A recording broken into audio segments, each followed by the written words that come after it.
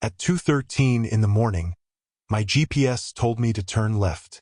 The problem was, there was no road there.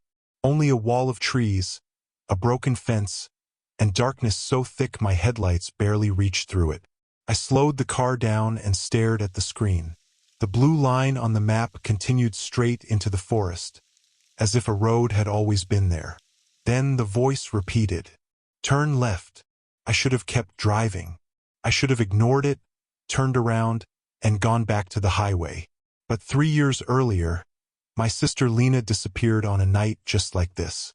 Rain, empty roads, no witnesses, and 15 minutes before my GPS changed, I received a signal from her old phone.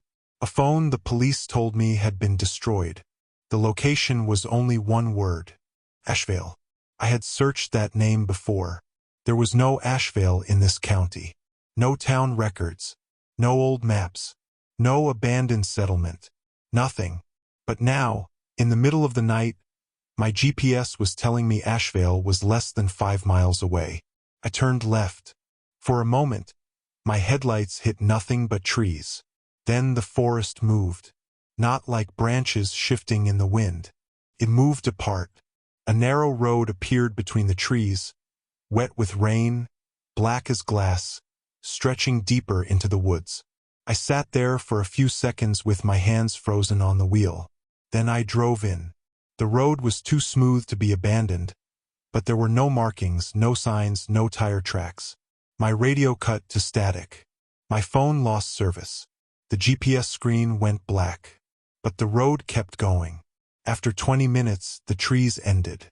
Ahead of me was a small town sitting in the fog. Old houses, empty streets, a gas station with no lights, a church with no cross, and in the center of the road, a wooden sign leaned slightly to one side. The paint was cracked. Most of the letters had faded, but I could still read it. "Welcome to Ashvale." I stopped the car. The rain stopped too. Not slowed. Stopped. The drops hung on the windshield for a second before sliding down all at once, like the town had taken a breath. I checked my phone again. No signal. No map. No time. The clock on my dashboard still said 2:13 a.m. I looked toward the houses. Every window was dark except one. A motel sign blinked at the end of the street. The hollow rest. Vacancy. I laughed once. Not because anything was funny, but because my mind needed to make a sound. Then I saw something on the road. A piece of paper, folded neatly, placed directly in front of my car. I opened the door slowly. The air outside smelled old, like wet wood and dust. I picked up the paper. It was a photograph. Me and Lena, standing beside the Ashvale sign. I nearly dropped it. The picture looked old, faded at the edges. But I remembered the jacket I was wearing. I still owned it. The strange part was, I had no memory of that photo being taken. No memory of ever coming here. On the back, written in Lena's handwriting, were 4 words. "You came here first." I turned around sharply. The street was empty. But inside my car, the back seat light had turned on. And for one brief second, in the rearview mirror, I saw someone sitting behind me.